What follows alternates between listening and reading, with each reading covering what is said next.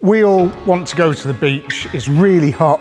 It's the middle of one of our hottest summers here in the UK for a long time, and I think I've got the perfect vehicle to take us to the beach. Sadly though, it needs a bit of work. Does need a little bit of love. So I've decided to draft in the whole team, Alice, Joe and Matty and Sonny. This is Sonny. I think he would look exceptional in this car with us. And I'm not sure what job we could get him to do. Maybe he could find all the rodents in it. We need to get this thing back on the road, which means an MOT, and it means sorting out loads of jobs. Currently, as you've just seen, it does drive. The engine feels quite strong, but there are no brakes and everything else is Both those seats are completely different. The roof is torn to a million shreds. Everything is rotten on the car and there's loads of welding to do. But we want to go to the beach. So what we're going to do, we have to get this thing back on the road.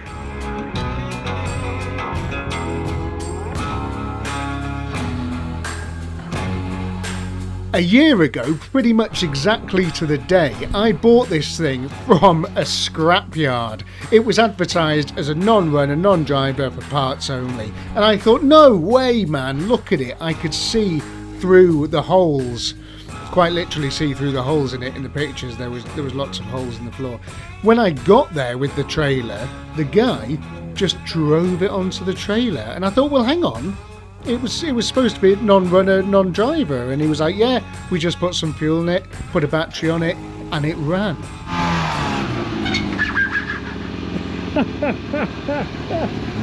Proper job. Who wants to come home? Look at that. I paid £780 for this car. Huge amounts of money, I know. And I'm hoping it's not money down the drain. I'm hoping this thing is going to be a decent prospect. Will we be able to do it? I don't know. I've only given myself a couple of weeks, realistically, to turn this thing around. What do you think of this potential beach car? I think it's got massive potential to be our beach car. I mean, it's a bit rusty, but you can fix anything. Great. And Matty, what do you think of it? I think it's wicked. So pump the tyre up, it's ready to go already. Be super cool. I agree. Joe, Yes. what do you think of it? Well, I've been waiting for a year to see you do it, and now we're finally here. Okay. Excuse me, sir. What do you think of it? I don't know if you can speak dog or not, but he said there's no chance you're going to get this thing back on the road.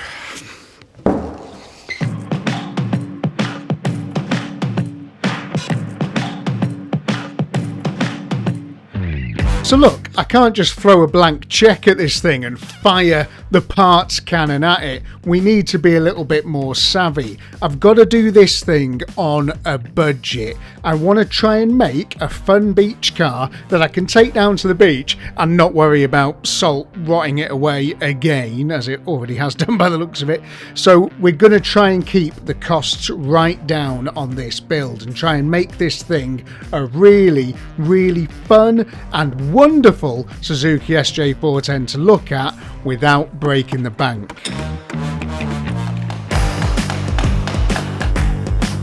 Nice spoon there.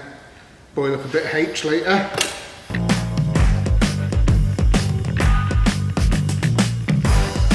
Matty and I are getting stuck straight into getting this thing stripped down to its component parts. What I really want to do is try and utilise second-hand parts as much as I can. There's a great breaker for these cars which I'm going to take a trip up to and try and get a lot of replacement panels and anything else that I need to make this thing good and solid and usable again on the cheap.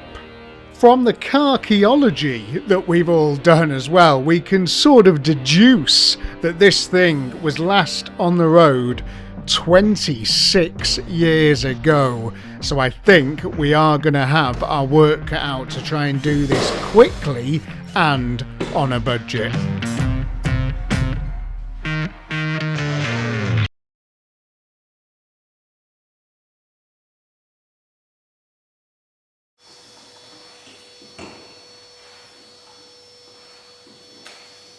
It's remarkable. There's like it's not that bad at all. In the boot, we've got one little hole, and over here, this bit that runs along there has rotted away, but I mean, bloody hell, we've done a lot worse than that. Everything else seems to be fairly solid on the actual body of the car itself.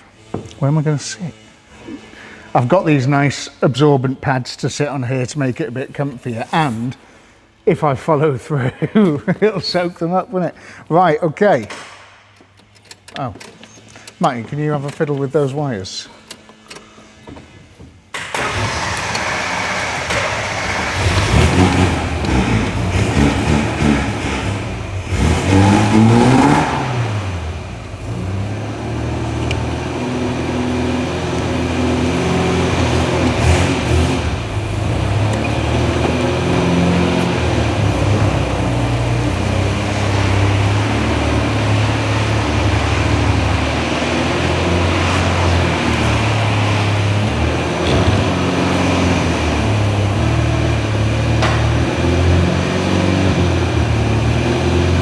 Can't go over how well this car runs for something that's been so badly abused and just left outside to rot like it has done. It's probably the most reliable car we've got here. Right, let's get her up in the air, get these bumpers off, get the wheels off, see what everything else is like, and order some parts.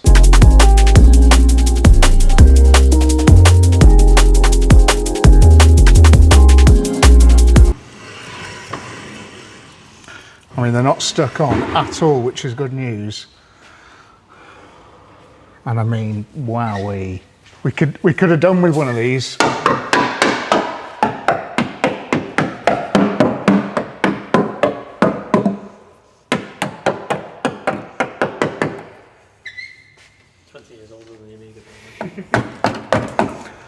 Crap that, innit? But that is a solid little car in this arch anyway, apart from that minor hole there, but we won't worry about that. Whoa, look where the calipers are. I know, yeah, I saw that. Oh, I think we're going to want a set of calipers and discs and pads for the front and flexies. That bit that we could see from inside.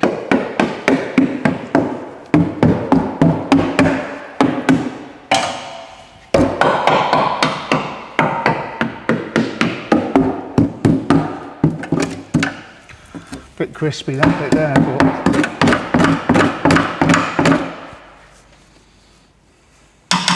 could certainly be worse. Certainly be worse. The view from underneath is a good one. All the inner sills, bit crusty. We'll get rid of all of that. Everything along is nice. It's pretty straightforward under here. There's a patch there, patch at the back. Not that much at all that it would require for an MOT. Just trying to work out why there's no brakes. I'm trying to order all of the brake hardware at the moment, so we're going to see what Napa come up with. But something's wet here. I think that's petrol. Can't. It's about 12 different liquids. I'm not entirely sure which one specifically it is.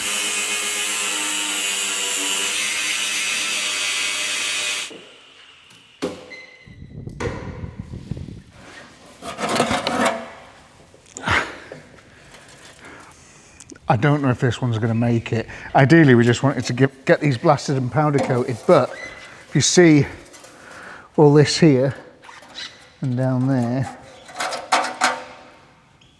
these are the brackets that hold the fog lights and stuff in, and they are all sad. And also, it's got some holes there.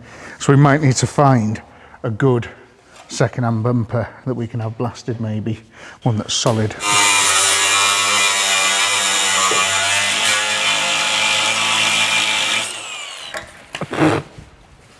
So much, we should have washed this first.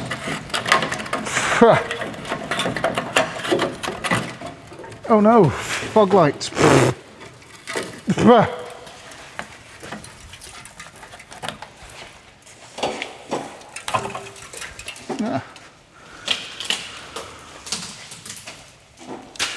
This one, we might just get away with. Everything looks to be complete on that. It's taken Matty and I pretty much 3 hours to completely strip this thing down and get all the knowledge we need to move forward with the project. Starting to think to myself, do we make another shiny car here? I don't know. Depends what parts we can get hold of. But if there was ever a car that wanted to come back to life, it's that one. Both those doors are absolutely sound, dent-free, rust-free. We need a new windscreen and surround. The bonnet, we need a new one of, ideally. These bull bars will powder coat. All the wheels, we'll probably paint those ourselves. It's just white and it should be fairly straightforward. These little intricate bits here that go over the lights and the spare wheel carrier, we'll get those powder coated as well, make them all nice. The side steps, both of them are dead. Front bumper is dead, but the back bumper is all right. Not a bad afternoon's work, and I think we're all feeling a little bit better now after the last car. Really didn't want to come back to life. It's nice to see something that's, well, looking so good. It's the next day on the Jeep, and we are starting strong with the needle scaler. Well, Matty is anyway.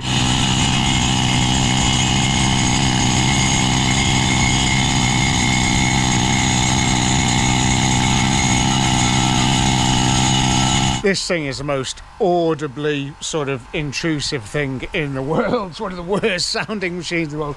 But as you can see, it does a mega job of just getting all the old paint and crap off this thing. I was going to get this sandblasted, but the reality is that is probably going to cost us a fair bit of money. We can do this here. It's only going to take Matty an hour or so to get this boxed off. And then the little bits that we've got inside that we need to get all the rust off as well, and we'll paint them ourselves with rattle cans. We've just got to try and keep costs down. Don't forget to get your ear defenders on, Matty. Yeah. There we go. Weirdly installed ear defenders. Oh wow, look at that. Very cool. So while Matty's getting all that boxed off, I'm going to concentrate on pipes.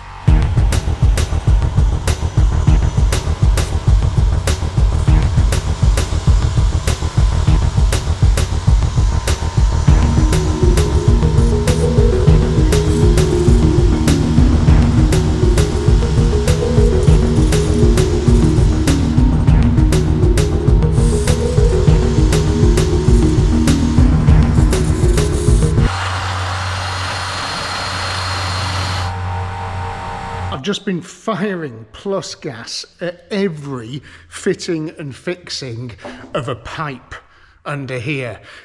What I'm planning to do, all of these pipes need replacing, so I'm planning to take them all off the car. All these pipes, everything there, you can see they're all very old and rusty, and there's some holes in some of them. Everything off, and I'm going to lay them out on the floor how they came off the car, and then essentially we're going to remake them one at a time and put them back on the car. That's the idea. Whether it works out like that, I don't know. But we've got some flexies and stuff, and this car has got weird flexies. You have your normal flexi, which goes from brake pipe to brake caliper. That's all very straightforward. But weirdly, up there, you've got these two short, stubby little flexies, which go from the brake sort of separator, front to rear valve thing there. So I'm hoping we've got those, because we might need them, and all the flexies are going to be very, very old, so they just all want replacing. And I'm hoping they're all in this box here, which Napa have sent us. Also, seeing as everything is getting replaced, you can make your life so much easier by cutting the brake pipes away and getting a socket over the fitting like so, rather than having to try and get a spanner on it and inevitably rounding it off and making your life harder. There's a fair bit of brake fluid coming out of that, which is unexpected.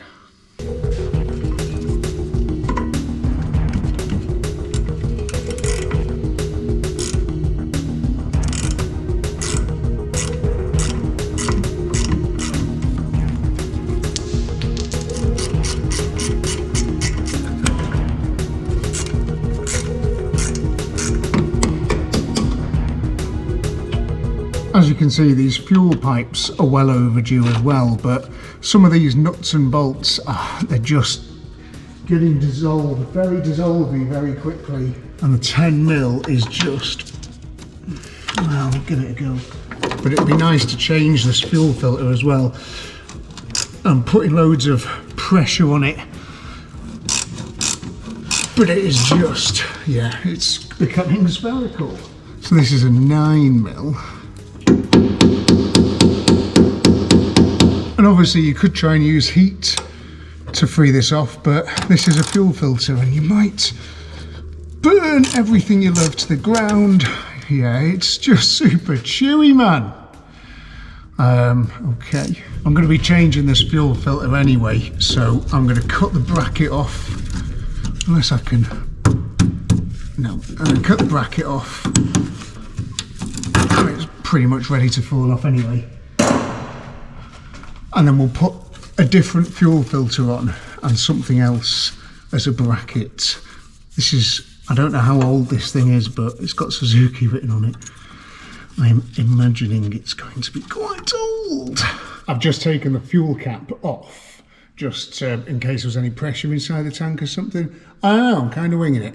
Right, let's see what happens. I mean, you can see the state of this petrol pipe here. I'm just pulling it, and it's like chewing gum.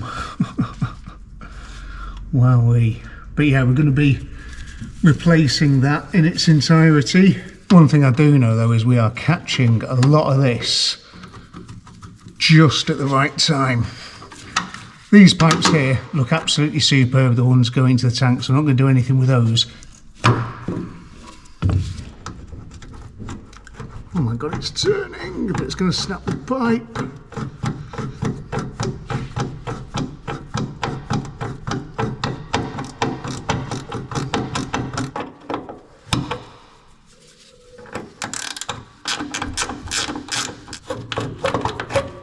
I'm not sure what this horrible thing is, some sort of brake proportioning valve or something, I'm not sure, but anyway, I don't like it.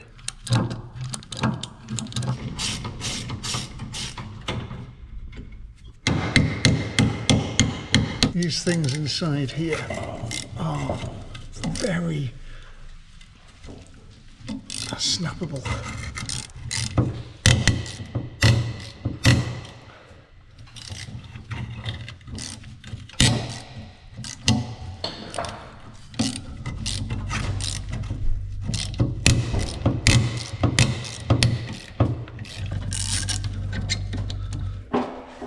There's a bolt right on the top of that and it's rusty as hell, proper chewed up.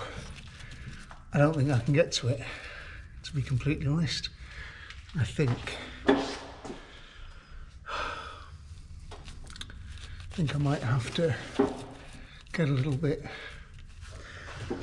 cutty. How are you supposed? It wants you to use an open-ended spanner, and there's just nothing left of the bolt. It's no possible.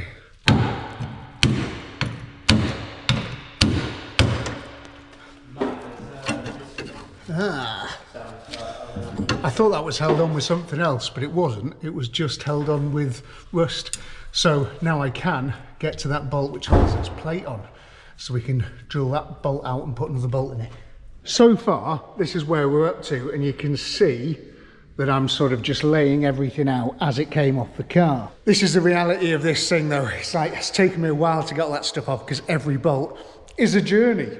So just, yeah, I'll get all this done and I'll show you what it looks like when it's all off the car.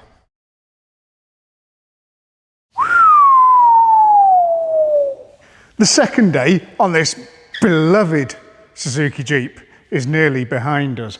Everything brakes-wise is off the car, apart from the rear brakes. Well, the brake drum is off, but all of this stuff is so clean and nice. Bizarre, it just looks like it hasn't done any work at all. So I'm going to leave all that there, and we're going to change the rear wheel cylinders only. I'm not going to change all the shoes and hardware and stuff because it all looks proper. Everything on the floor in front of me here is all the pipe works and all the fuel pipe, apart from the return pipe because it looks in mint condition and it's a really small pipe and I don't want to mess about with it. Anyway, so big fuel pipe is off because that was leaking. All the brake pipes need replacing, apart from the 2 down from the master cylinder. I'm hoping the master cylinder works, but we're not going to know until we put it all back together. Everything under the car was pretty sound, and what we're planning to do is to just wire brush everything, give it a bit of a coating and make it look all nice. So Mr. MOT man's going to go, wow! What a great job, here's a pass certificate. That would be fantastic. But we've got to do all the welding stuff first. And there's one item on the, well, there's 4 items on the car that are letting it down massively underneath, and I think might give us a problem. These shock absorbers are completely toast. They're probably not doing anything, I won't know until I take them off, but they're rusty as hell and the bushes have all worn and generally just a bit crap. Matty's also been super busy. He's gotten all of those light guards straightened out and cleaned up so they're ready to paint, and fair play to him, he's almost finished with those bull bars as well. They're just a big old job that. Could have got him sandblasters, maybe I should have not been so tight and got him sandblasters, I don't know. But he's getting there anyway and we'll be able to rattle can them ourselves. So look, this is all proper thirsty work. We're about to do a Tasty Classics advertisement, can you tell? This is all proper thirsty work, and it's all blooming expensive. Super expensive to just bang all these parts on this car. I'm doing everything that I can to get second-hand bits and to use some stuff like the rear shoe setup and drum setup that we don't necessarily need to replace. We're doing everything we can, but I still want this to be a nice, safe car at the end of it. Now, if you want to help us pay for all these parts and help us get these knackered old cars on the road, you can buy something like a water bottle. These are the water bottles that we've been selling for ages, and they are great, but I'm always filling them up. These, on the other hand, are brand new and they've just arrived, and they are massive, double-walled, like big coffee mugs or, you know, tea mugs, but also keep your drink cold mugs, which is what I'm going to be using it for. And you've got a thing in there for a straw, and there is, as you can see on this blue one here, a straw supplied with it that you can put in, a plastic straw as well, so the tortoises won't end up with the straws up the nose or anything like that. So all of that, amazing. Oh no, because that is a plastic straw, isn't it? Goes up the tortoise. Anyway, the multiple use, one that you're not meant to throw away is the idea. But yeah, so you've got that purple colour, this blue colour, and also this silver colour or grey colour. And they are well nicely etched and stuff. These are on the website now, and we're still looking for entries for the Readers' Rides. I've had loads of them so far, and you're all amazing, sending me pictures of those, so we're still looking for more of them. But get yourself a sticker book, get yourself anything you want off the website. That would really help us. Just before we lay down this Buzzweld 1K epoxy primer, Matty is just giving everything a whiz over with some brake cleaner. We've sanded as much back of this as we can. This is the bit of jewellery on the front of this car, so I want it to look good. I mean, this is black, can't use that. Ignore whatever I said about that primer then, we're going for this, which is Sealy filler primer. It'll have to do because the other one was the wrong colour. Right,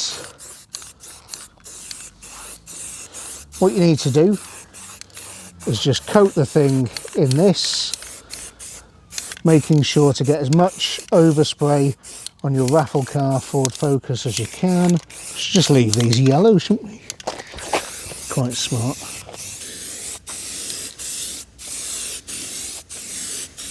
We've got some white paint, we've got a few rattle cans, and we're just going to empty them on this gorgeous set of bull bars for the front. I say set of bull bars, why do they call it bull bars? I suppose there's lots of bars in it, isn't there? It's not one thing, it's multiple things.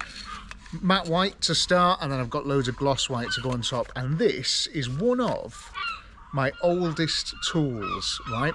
It's called a can gun.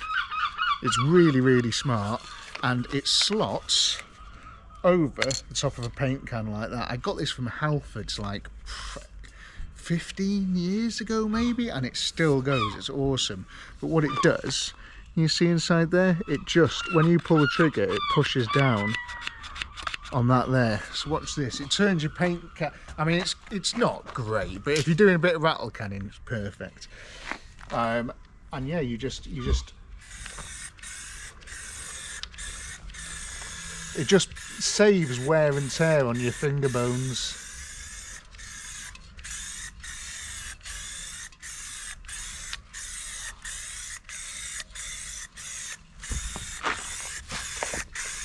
Only thing with like using these rattle cans on this is it is a bit wasteful because the bars are so thin, but when you're spraying it, half of the paint is not actually going on what you're doing, which is why powder coating and stuff is so much better, but it's expensive. It would have cost me a good couple of £100 at least, I think, to get that done, whereas it's cost us 20 quid in paint cans and a bit of Matty's labour.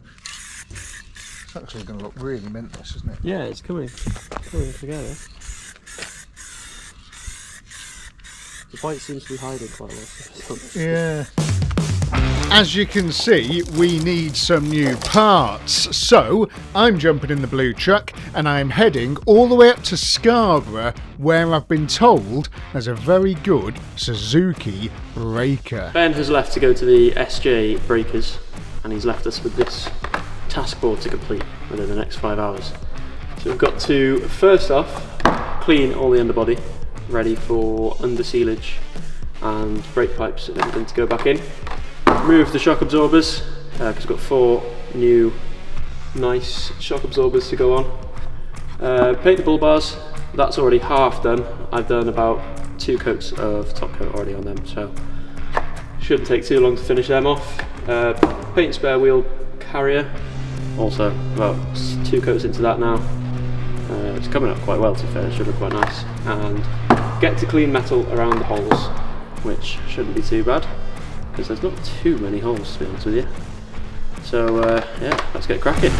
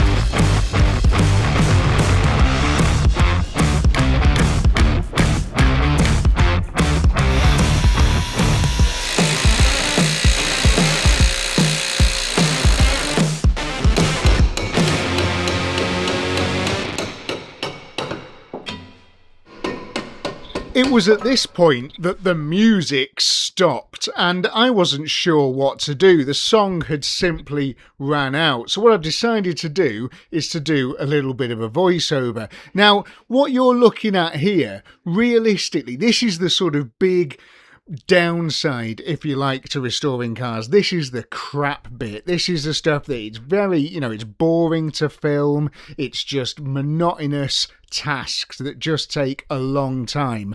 Between us all, at this point of the build, well, by the end of this day anyway, you're looking at around 50 hours of work between us all, and we're on 29 minutes of this YouTube video.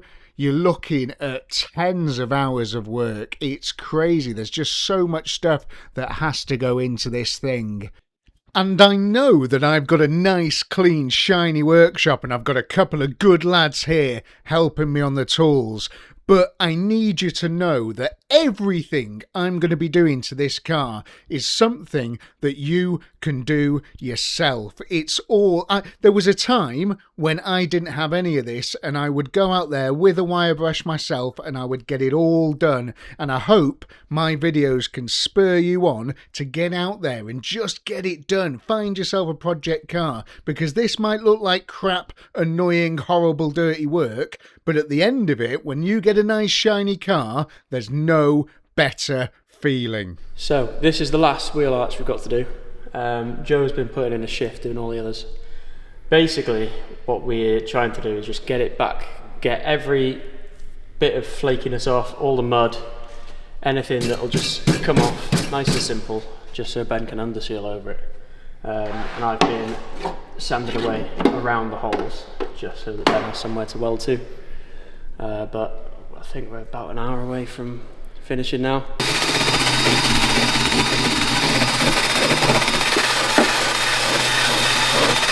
So this is one that Joe's already done. As you can see, it's so much nicer than that other side. It's all smooth, there's no flaky bits to come off, and I'd say that is ready for a good undersealing and welding.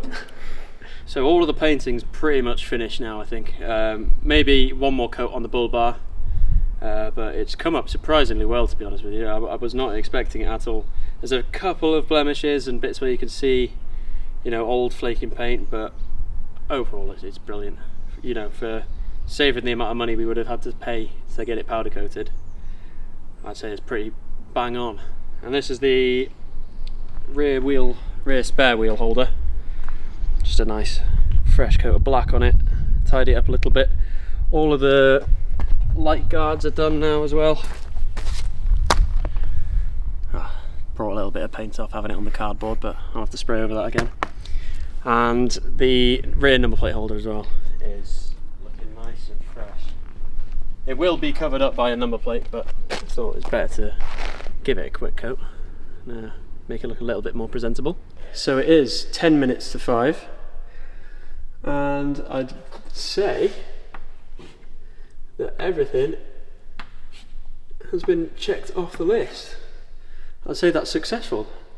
So all we've got to do now is wait for Ben to get in the morning with all these bits he's picked up from the breakers, and then hopefully everything fits perfectly and it all goes back together just like a Lego set.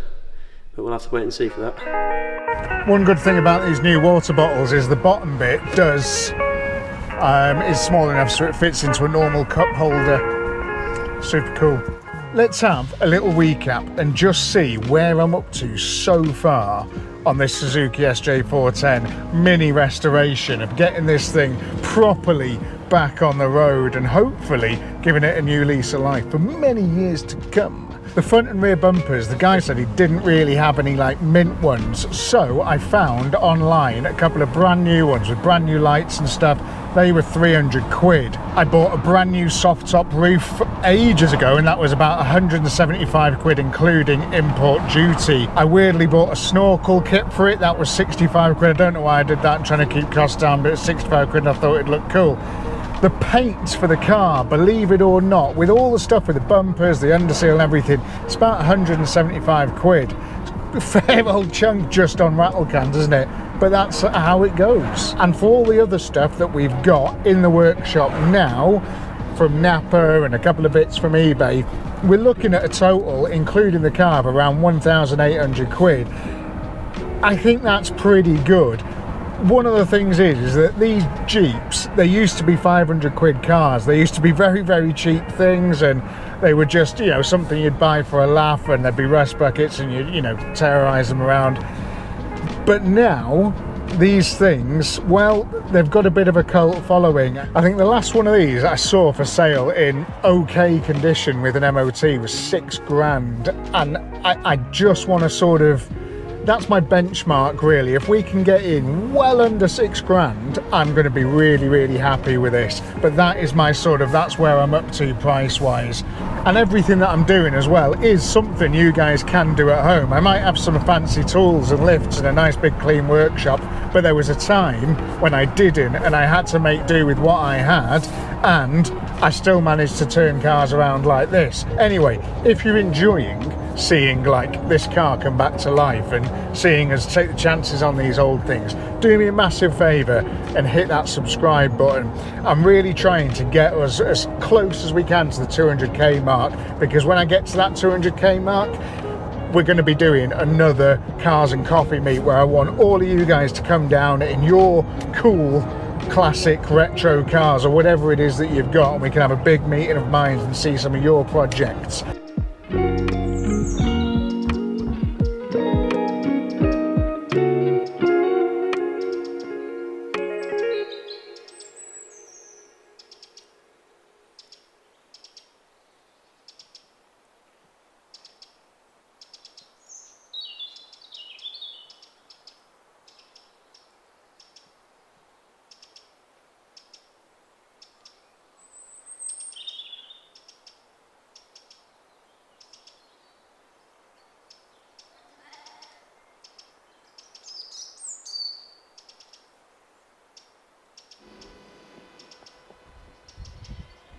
It was a long old trip, but boy, was it worth it. Just to walk around these relics. Oh my God. And thank God there's a guy up here saving all the other ones that are on the road by making sure that all of the bits from these cars get used.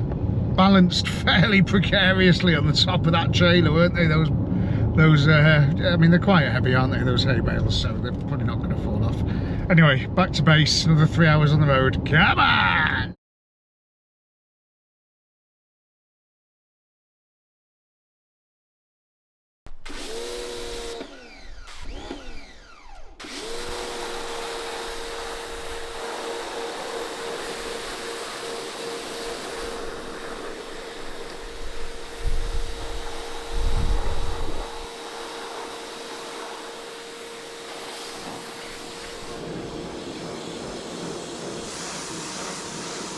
Matty and Joe have done a mint job of getting all this stuff ready to rock and roll, so that's nice. These here are the items that I got from the Suzuki breaker, and this bonnet is delightful. It's so nice. It's in primer already, but we're going to block it again, just get it super smooth. This thing down here is also really nice. It's got a motor with a proper plug on it, and it's got all the brackets and stuff. I mean, look at the state of the other one that we had. It's sound, isn't it? This thing though, it's had some paint brushed onto it, which is a little bit frustrating, so we are going to have to do some prep work on this as well. But not only that, on the outside of it here we've got a couple of holes. These bits are where the aerial goes, but we're going to need to sand those down and make it all nice. And some bits we get away with there, but I think that bit there and that bit there we're going to have to get weldy on, which is a little bit unfortunate, but the rest of it's in really good nick and it's got all the stuff ready to go. It was the best one he had. These things do rust on Suzuki SJ410s.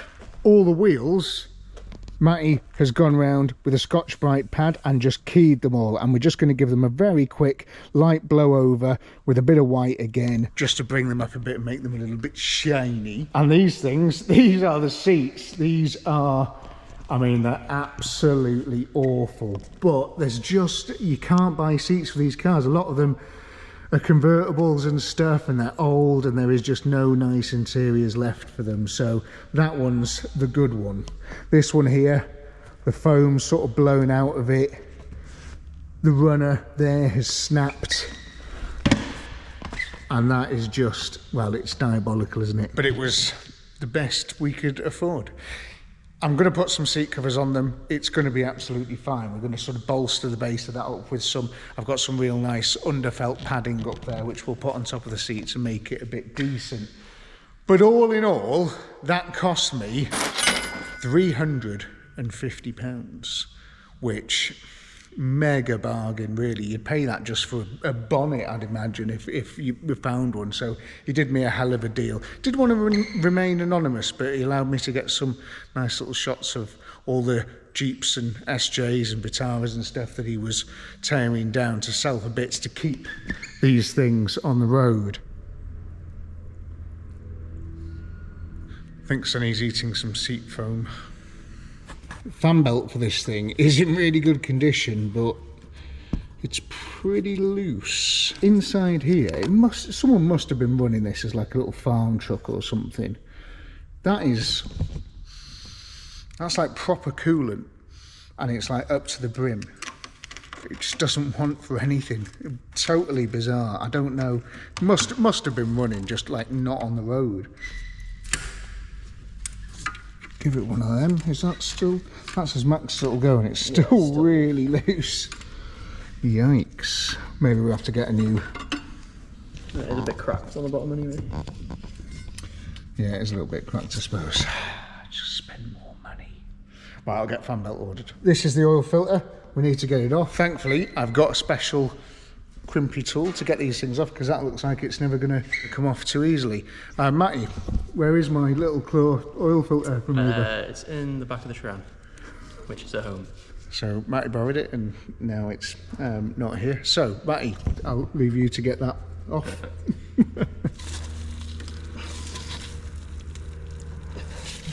nice. Is this like a sword in the stone moment? Do you Yeah. think you could do it, Joe? No.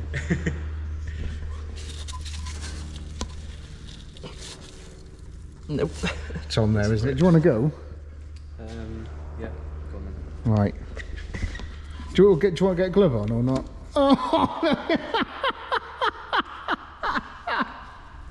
You see that then? Joe, that didn't even look like you were trying. That was just straight off. Let's get back to the gym. That's why Joe does work here, because he's half like IT and manager and half bouncer.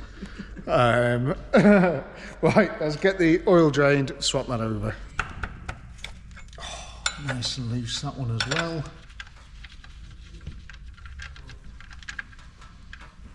Beautiful. Whoa, what are you doing? Threads look about the same, but I don't think that's going to work. Yeah, it's the right size, isn't it? Nice, okay.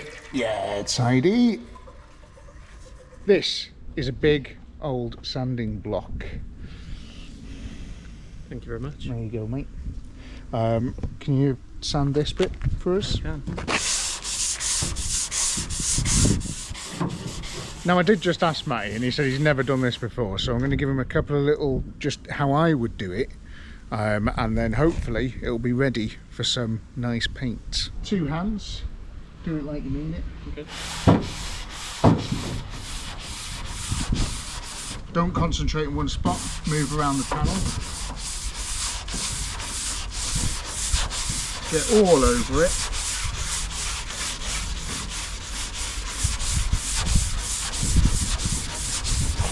And the only way you're going to know if you've done enough or not is by how it feels. Okay. You can still feel there's just like roughness everywhere. And what you can do is you can move over and you do it different direction. And you're doing it a different direction. So it's like a crosshatch almost.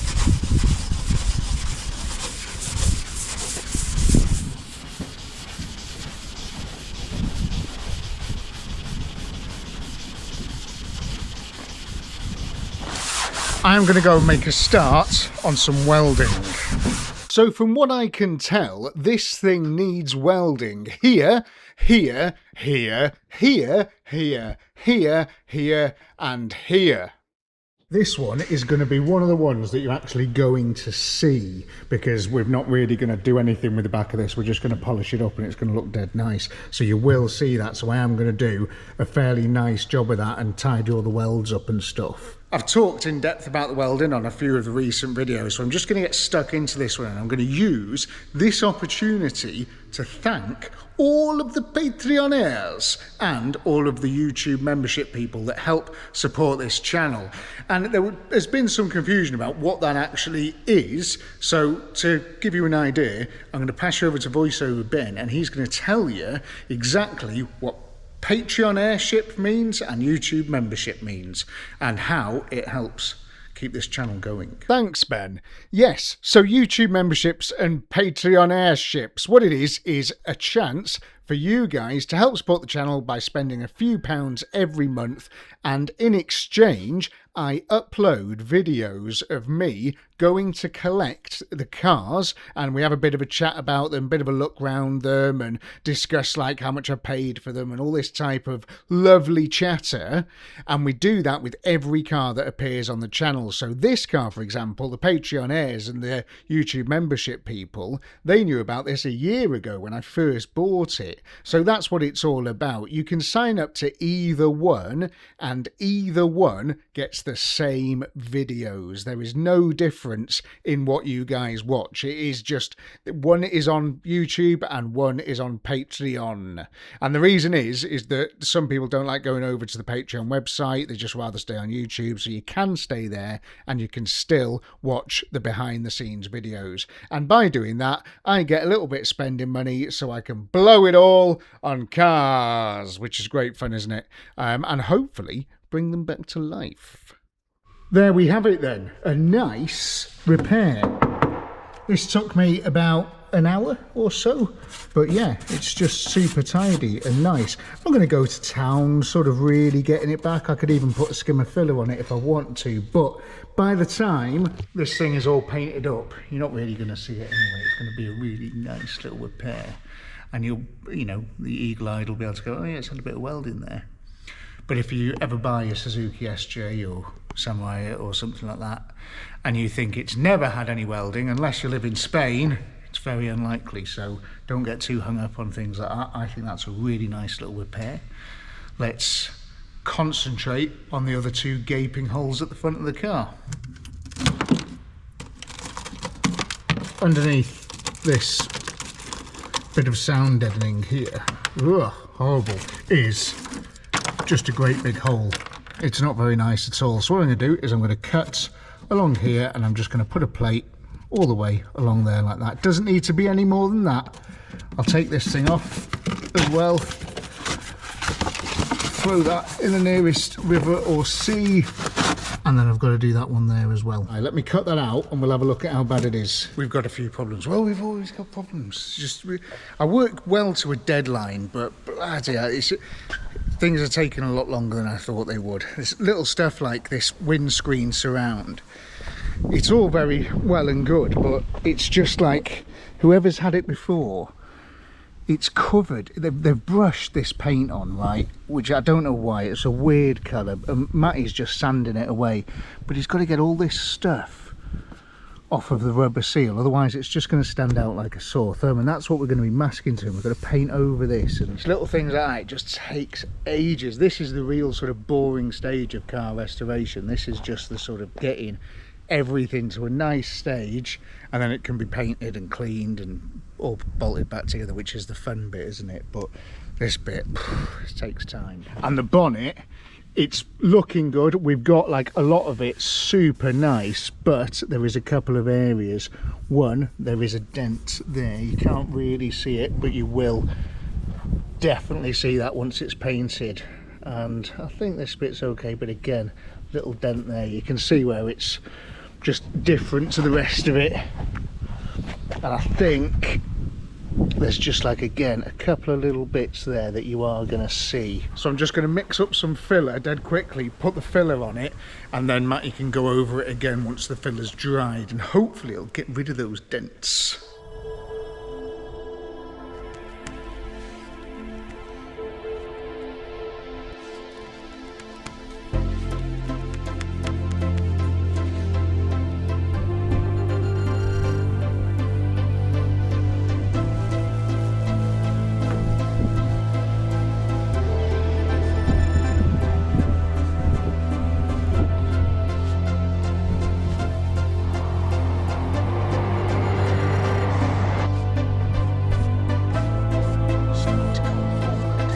If you managed to catch the video where I went to buy a classic car in Spain and drive it home, you'll have seen there was a Suzuki SJ being restored at the dealership where there was a lot of classic cars for sale. Seeing that really spurred me on to pull my socks up and get this car done. And I've always loved these Jeeps. It's not just because I grew up in Wales. They're amazing things. Honestly, they're so good. Introducing the SJ410, the surprise package from Suzuki. It's full of surprises, like powerful four-wheel drive maneuverability and surprisingly good fuel economy, 33 miles per gallon combined highway and city, and rugged good looks. One of the nicest surprises is its hill-flattening power. It'll climb just about anything in just about any weather. The best surprise is the price, surprisingly low. Suzuki SJ410, the surprise package. I'll tell you exactly why I love these things a little bit later on in the video. I've got a serious connection to these cars.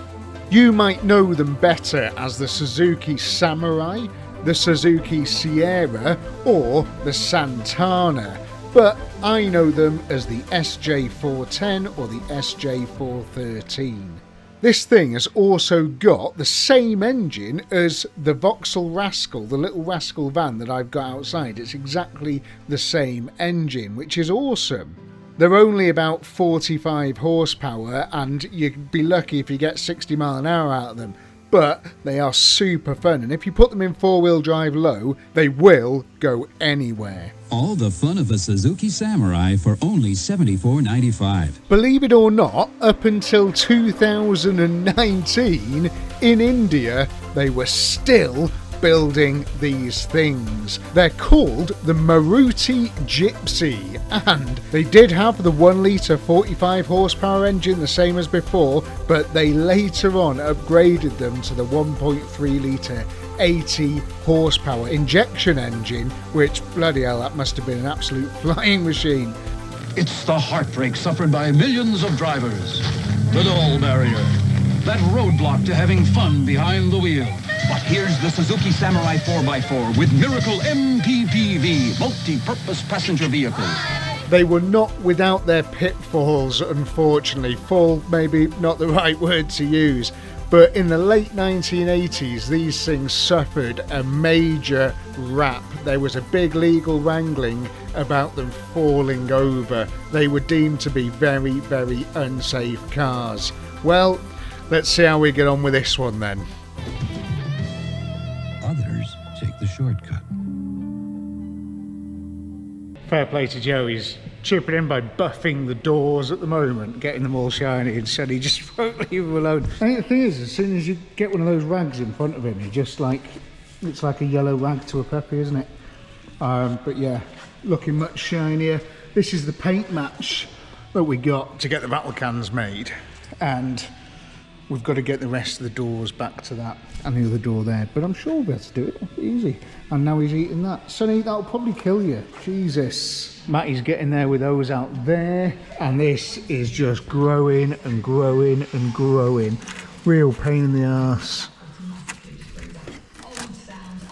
You get a plate all the way along there, like so.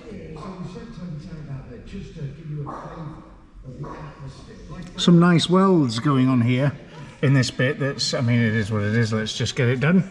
Sonny's barking at Joe because he's got the Hoover out. Just pushing on as much as we can here. Sonny doesn't like the Hoover. Matty has got everything beautiful. Just nice, nice, nice. There's a bit there, Matty. Yeah. You feel that? There's a big spot there. Yeah, I think they're drips. I think, yes, there's a couple of drips there. Get out. There's a little bit of a ridge there as well, if you feel that. Aside from that though, we should be alright with the dents. They've come out quite nice. And the rest of it feels okay. It's so hot and so dry. It's we've just heard on the radio as well that North Wales is the first place to go into drought, and we are just on the border of North Wales. We're very close. So don't want a drought, that'd be sad. Need to wash things. Anyway, Matty has a paint can in his hand. We've just given it a little test spray. Go on, Matty, show us what you can do. Let's critique your spraying skills. So we need to go slower, thicker, closer. Okay. Because it's drying before it hits it. So if you see all this, Yeah. that is drying before it hits it. Let me just give you a little. Let's get a quick wipe off with this. Yeah, go on if you can. But we're going to give it another little block down.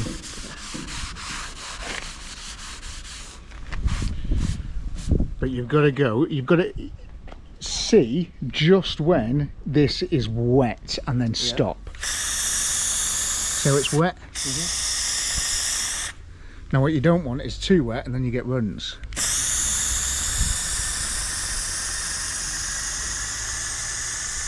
Let's see you just do that top edge now. Closer.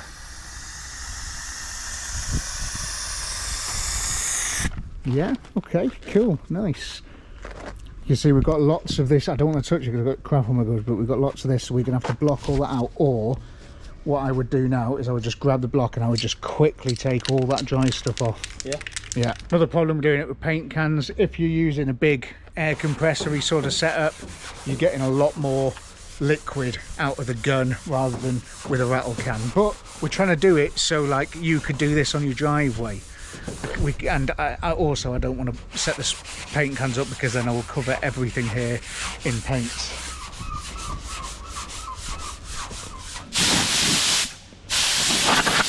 This dog just likes anything shot at him.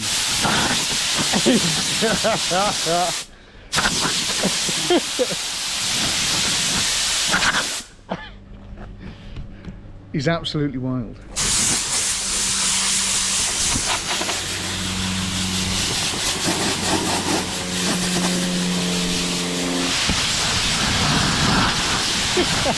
Do you want another go, or do you want me to show you one more time? Show me one more time. Okay, right. I'm going to go across here.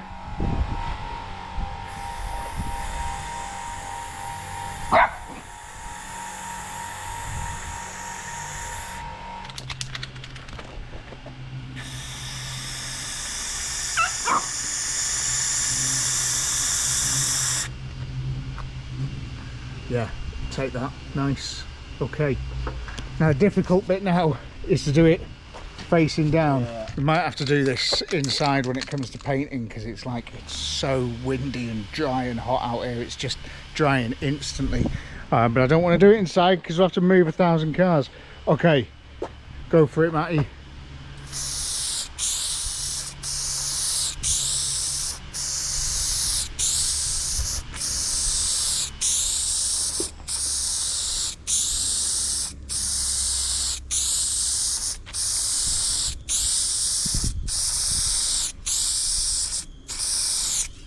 I think, yeah, do it side on like that.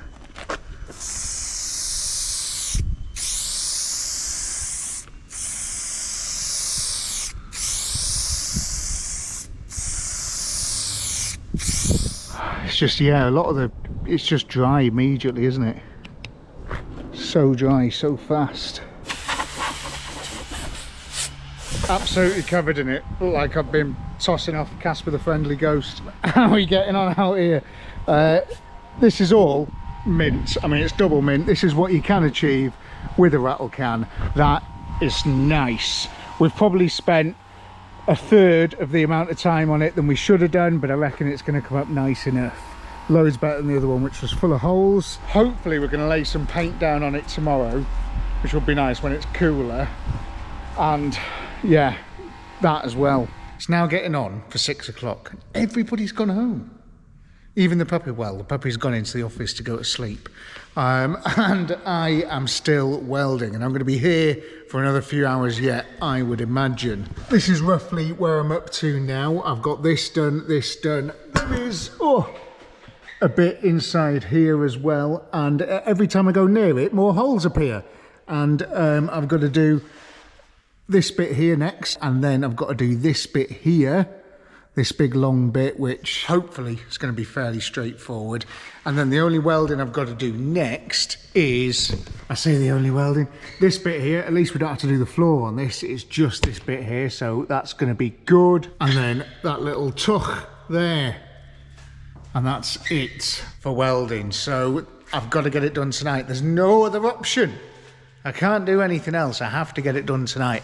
I have started though, just because I was bored and I wanted to make things look pretty instead of destruction all the time. I've just given this one a first lick of the buzz weld, and this is the buzz weld War. This is what we're using. It's superb stuff. Nothing will penetrate that. So I've just given it a first coating of that, got a load of cans of it, and we're just going to coat the whole bloody thing in it, get everything underneath all coated up. So underneath the car is going to be super solid for years to come, and hopefully very enjoyable and usable, and a nice piece of history, a relic, a good thing. Fair play to Joe as well. Before he left, he'd finished buffing up these doors. I mean, I don't know how well that's coming across on camera, but that is sponking now with that thing there.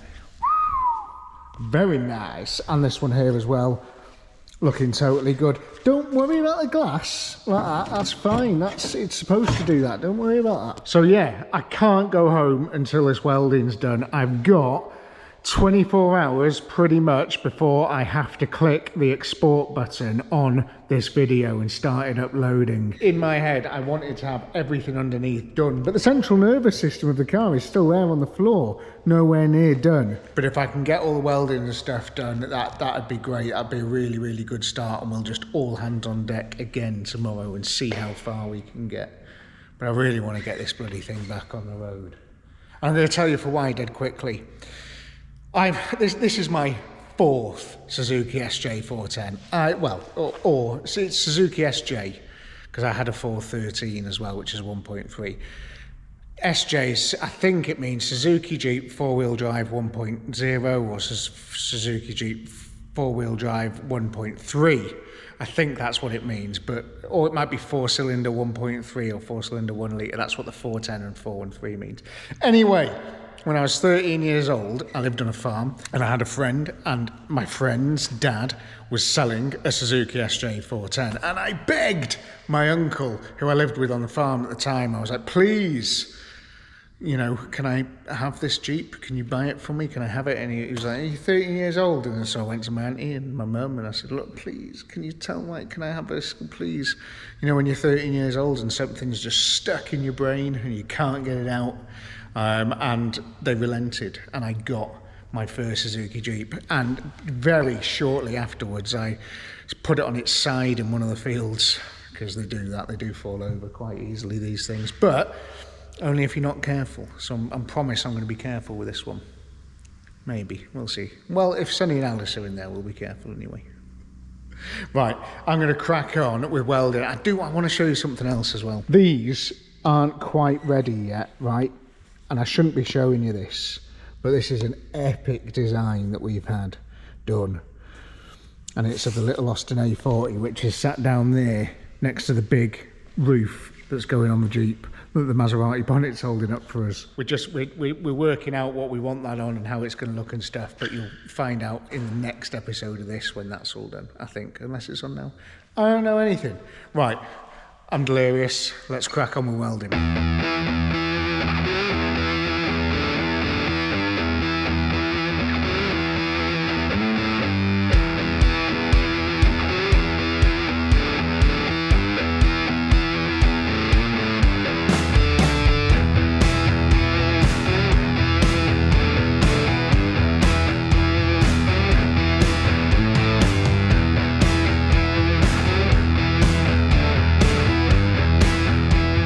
One of the weirdest things happened as well. While I was just welding away, I noticed that the bits that hold the body onto the chassis, the nuts, were completely missing. They'd gone AWOL, and God knows where they'd gone. But I went to the parts department, got myself some old nuts and refitted them, so hopefully the body's not going to fall off the car when I inevitably roll it onto its side on the beach. Anyway, I then got cracking with the big sort of body sill bit of the car, the floor. I thought it was just going to be the floor, but it ended up being, well, a lot worse than that. So I got some nice big thick metal, made a nice section, a box section, and just welded it in. So at least that bit of the sort of floor chassis area is really, really nice. That's one of the big bits of strength in this thing, so it needed to be good. And then I could weld the floor to that.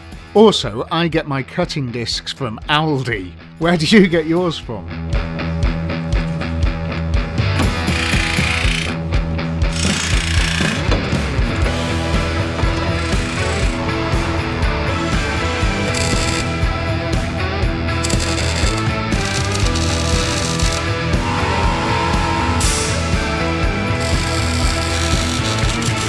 I don't know if you can see anything on the camera, but I think I quite badly burnt my lip then, which is fine, isn't it? But one thing I always do is forget to put my bloody gloves on. Every time, always forget to put the gloves on. And you only remember to put the gloves on when something very hot lands on your finger. This is going well though. Earth leads are a pain in the ass as well. Sometimes, if you go a little bit too hard, you end up burning through and creating a little hole, and you just have to keep going and going and going in the same spot and build a few little bridges. But the more metal, the more better it's going to be. We don't have problems and mistakes here. We just have happy little accidents. And see what happens. As you paint, you'll see all kind of things happening on your canvas, and very soon you learn to use all these beautiful little things that happen. We don't make mistakes. We have happy accidents. Not sure what time it is, and I've burnt my lip. I mean, it's fine, carry on. The good news is though, that side of the car is done. And that is big news, because that was the big job on this car. That corner was, and it got a lot worse than I thought it was going to. Excuse the mess as well. It's absolutely chaos in this area. I mean, it's just stuff and underseal and crap and bits everywhere. Really bad. But inside here, I've got this really nice, this beautiful, I mean, you can see the welds down there. It's absolutely beautiful. And there's a hole here. When that all cools down and push that bung through, I need to make it a little bit bigger. But yeah, it's just beautiful all the way along.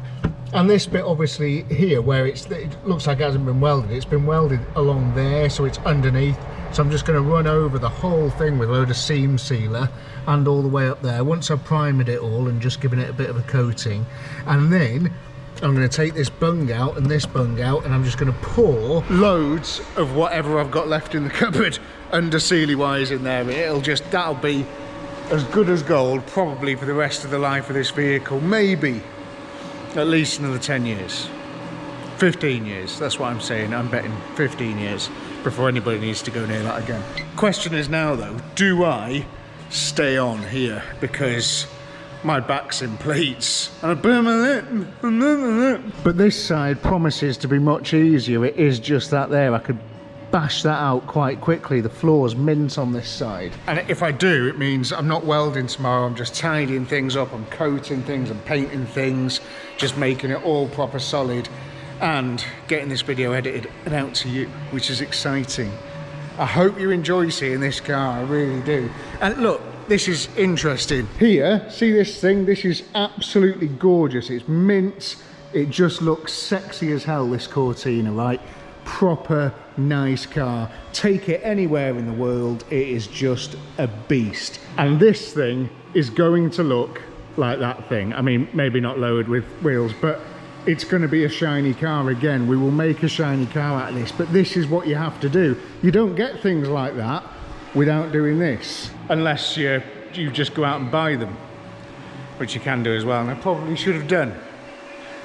No, it's fine. I like building cars. This, to me, is fun. I know it doesn't look like fun, but it is fun. Anyway, I'm going to stand outside for 5 minutes, let my lip cool down, and then I'm going to crack on with the other side. Let's get it done.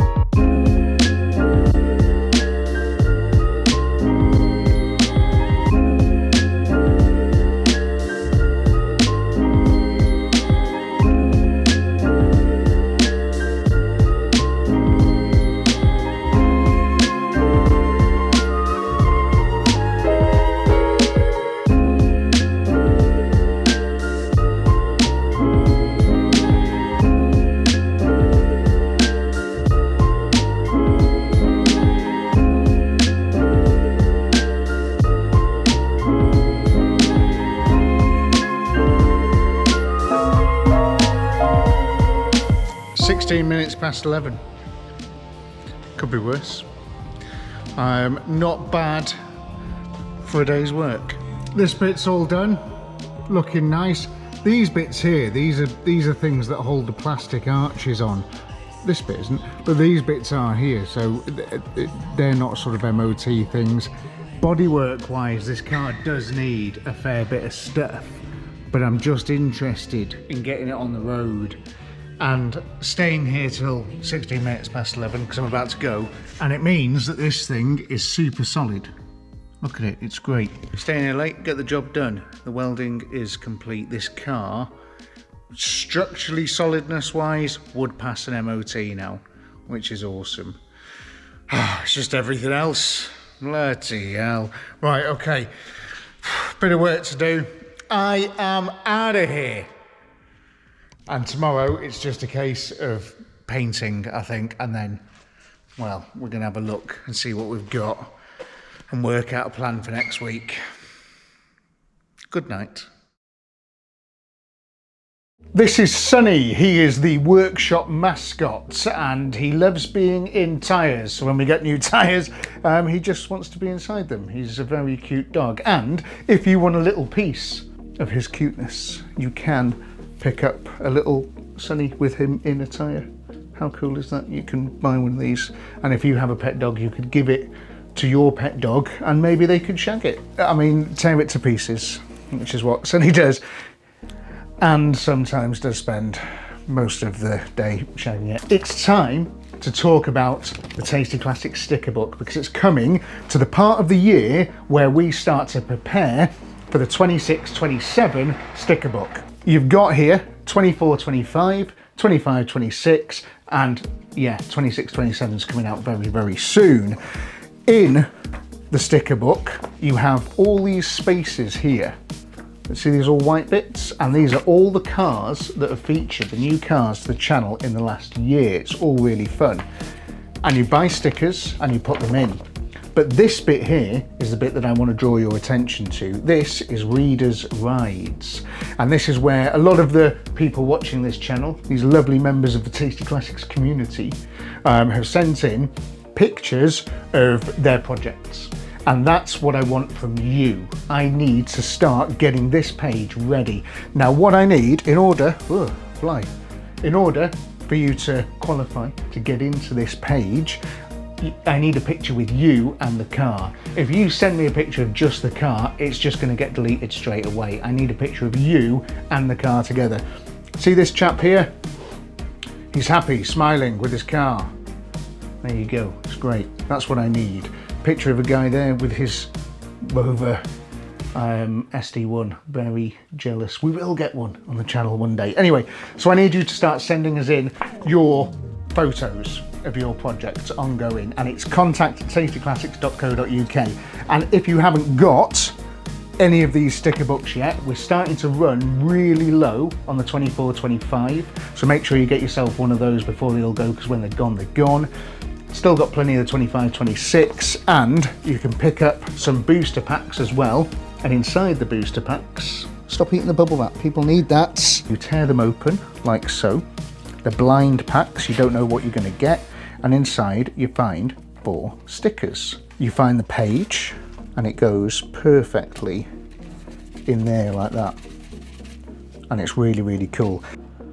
There it goes into the sticker book. That Focus that you just seen me put in there is currently up for raffle. If you want to enter to win that Ford Focus for only £5, you can do. It's on the Tasty Classics website. Go on there, click on the link, and it'll take you to the raffle website. Put your £5 in the machine and you can win that awesome Focus ST3 that's properly set up and ready to go. It's a rapid little thing, awesome car. Go onto the Tasty Classics website and you can have a look, and you can pick yourself up a sticker book and send me pictures of you and your project, and maybe you'll get featured in the next 26-27 sticker book. Good morning, Joe. Good morning, Ben. Happy birthday. Thank you.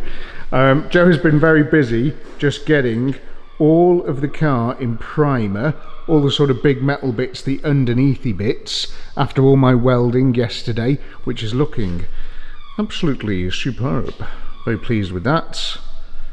Get this thing nice and solid for years to come. But yeah, everything's sort of going into primer now, just in the wheel arches, because we're gonna give it loads of coating of very hard wearing products, which we've already started to do on this one, just to make it look super shiny. And then we're going to actually do the underneath bit of the car.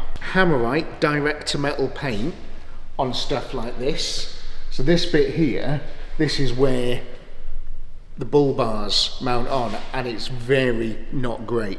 This stuff is pretty awesome, it lasts a very long time. We've primered it, and we're just going to give it a couple of coats of that with a brush. This is for your big, hard, strong bits of metal. We'll use this on like the diff casing and a few other things like that as well. It's nice stuff. This is just a 2K black gloss. Nothing special, it's just black spray paint, that's all it is. And this is going to be used for things like the backing plates. So we're going to give that a prime, and then we're just going to cover it in black gloss. These are bolt-on items.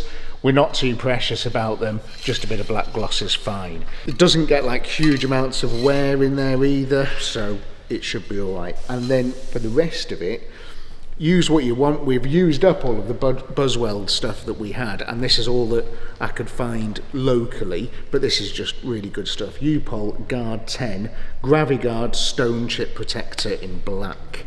So it's just a bit of stone chip, and it just helps make a really hard surface. Make sure you prime it all first so it sticks a little bit better as well.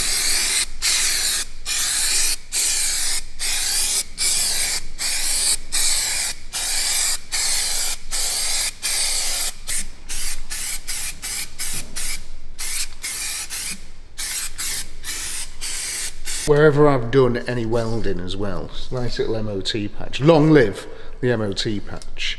I like to put a bit thicker so it just soaks into any sort of porous holes and just sort of stops any water going through as well. It's good stuff for that, and it makes it look a little bit better.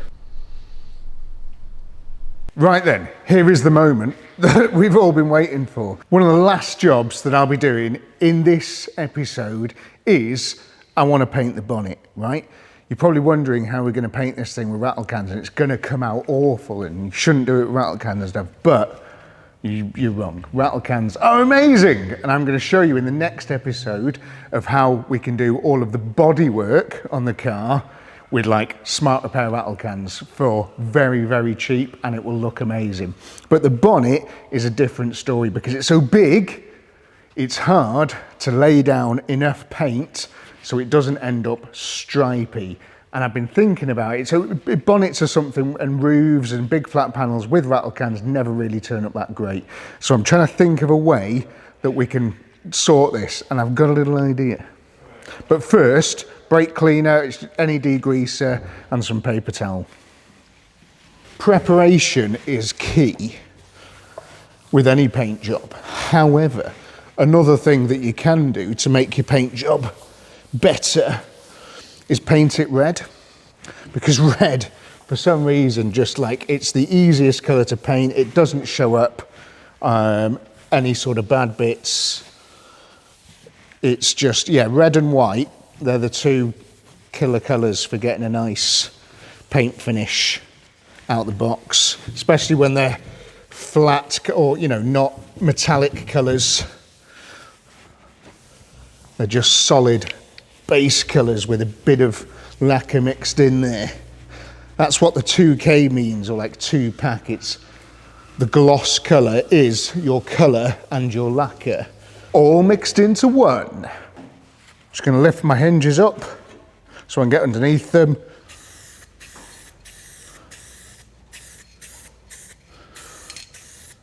And this isn't the heaviest coat in the world, but I'm making sure I can't really see any primer afterwards.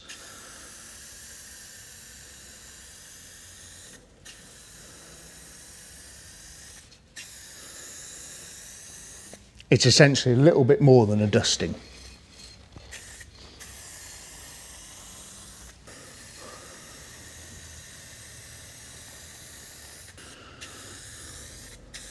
What I'm also going to do is, you see these body lines that are built into the bonnet, I'm going to give them an extra coat, because that is sometimes when you're polishing the bonnet, which I think we're going to be doing, that's where you'll eat into. So I'm going to try and get more paint on those bits than anywhere else, because your pad, it's a ridge for your pad to hit and wear down quicker than everywhere else.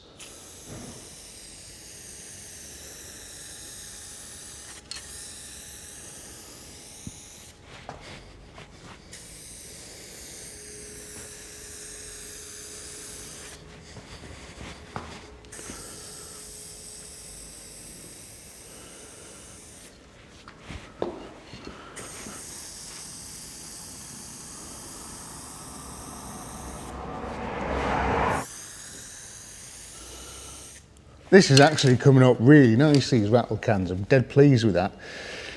But this is a big surface area, so I've got a little idea. I don't know if it's going to work or not, but we're about to find out. This is the toucan method, the toucan method. Here is my old trigger, and here is another one, and they are both locked and loaded with red paint cans. And the idea is that we just leather it on with this. Two cans. Is two cans better than one? We're about to find out. Two cans, one bonnet? I don't know. Okay, here we go. Much nicer. Okay. Lots more colour being laid down. Coming out nice and wet.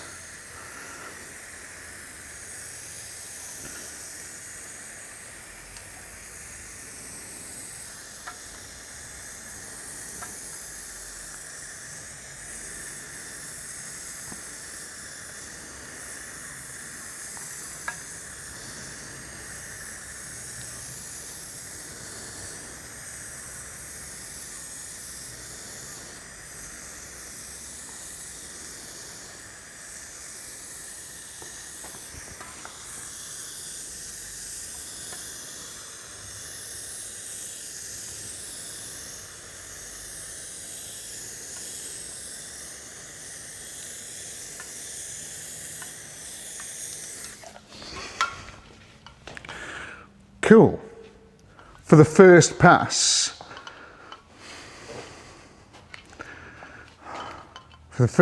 it's pretty good. Only thing is, like, the prep could have been better. This is why, for a big flat panel like that, you spend hours and hours and hours on it, because now I can see it looking all shiny. There is lots of, I mean, yeah. Could have probably spent a day blocking this really, but we're trying to do things quickly. I'm going to go around the edges again, just with one can, just layer a bit more heaviness on it, and then we'll do another few coats and we'll see what it looks like.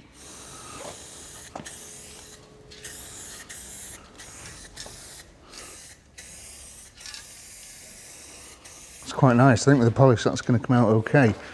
The rare bird method, the toucan method, may work. I don't know, let's find out. Let's give it a few more coats, probably another 3 over all of it, really thicken the paint up. So I'll show you when we're finished.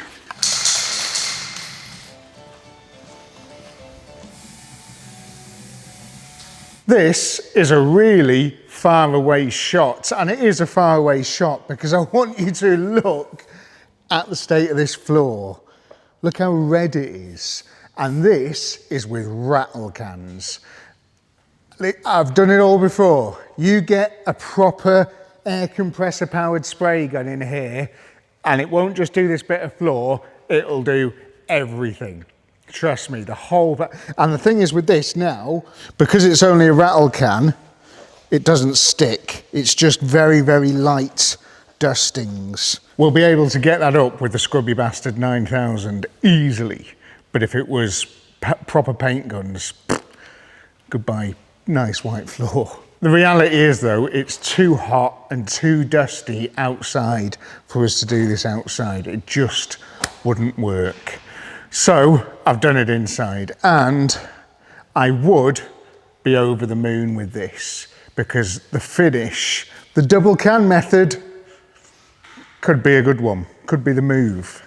I mean, that is absolutely glorious. And with a good sort of buff, you know, you rub that down with a bit of sort of, you know, 1200, bit of 2000, and then give it a real good machine polish. That's gonna come up beautifully, absolutely beautifully, really, really nice. Absolutely no stripes or, you know, anything like that that you would associate with a rattle can. You've just got to sort of lay it on proper thick, and it comes out superb. And again, buff and a polish on that, it'll look like it's come out of a paint shop. Well, it would look like it'd come out of a paint shop if it wasn't for all this. Time. Next week, I mean, thankfully, a lot of the very dirty jobs and a lot of the very time-consuming boring jobs are done. So I think we're all going to be a bit more enthusiastic about getting this, you know, over the line next week. We've only got 1 week to do it. We need to get it down for an MOT as well. I mean, it's a huge amount left to do, and that's if the parts that I need arrive. But I'm going to have to completely redo this bonnet. I'm going to have to completely redo it, which is such a shame because it's come up so nice, but we've had a bad reaction. Exactly the same as it was. If you've watched my videos before, do you remember the Spitfire? When I painted the Spitfire, we had a bad reaction. And yet, 2 big patches there and there. Just a nightmare. There's nothing you can do about that. That is just in the paint. So annoying, so annoying. If we can sort of localize a bit of barcoat on there somewhere and then paint it again, at least we're not going to have to do all these bits again. So I'll be able to use less paint. But yeah, that is just such a massive shame. A real pain in the arse, a real pain in the arse. But yeah, we had it exactly the same with that car over there. This car, I painted in its entirety, did a full respray on this in the previous workshop. Go and watch those videos, they're great. But yeah, this thing did have a full paint job and it's absolutely immaculate. It's a really nice modern Peugeot colour, but it suffered really badly with reactions and I was so far into it and I had to strip it all back and do it again. Huge nightmare. This thing that you're seeing on your screens now is called barcoat, and what that does is if before you paint something, if you put that over your panel, if you're not going back to bare metal and there's still stuff on there, use the barcoat on the older stuff and it'll stop any reactions coming up, so you won't get any reactions, which is great, but obviously I didn't do it on this one. So more work for us next week. Whatever, it is what it is, we'll get it done. Whatever we do next week though, it's going to be better than this one here, isn't it? This one is toast. The good news is though, there is good news at the end of the video. We have succeeded in getting the underneath of the car boxed off. So all we've got to do next week underneath the car is refit all the brake stuff, make a load of new pipes, and then the car can come back down on the ground permanently, which would be amazing. Everything underneath the car has been done and it looks superb. I've been very busy in the office all day, just like doing the editing and getting other stuff sorted and painting that bonnet and then going back into the office and crying about it and then coming out again. And Joe has done all of the painting underneath. Yeah. On your own, because Matty's not here.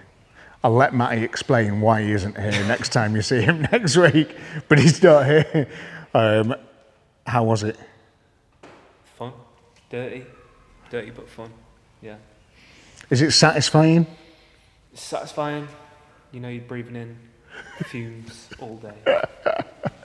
Yeah, that's true. And to be fair, Joe drives a Mazda MX-5, so this is good practice for you because you are definitely going to be welding that in the near future. Yeah. Yeah, really, really smart. Great place to end the video. We've done really well this week. The place is an absolute tip. It's got the weekend for everything underneath here to set and to go solid and to dry. And then hopefully some parts are winging their way from, I've got parts coming from Germany, parts coming from India. They're going to get here. We're going to build this thing back up. It's going to be awesome. And then we're all going to the beach. So thank you very much for watching. Really appreciate it. Hit that subscribe button so then you'll be notified, and hit the notifications bell and you'll be notified of when the episode drops next week, which I'm hoping is going to be Saturday, but it might be Sunday next week. This thing comes out, unless we get in any more problems, and then there might be a third episode on this. But whatever. We'll see you again soon. Bye.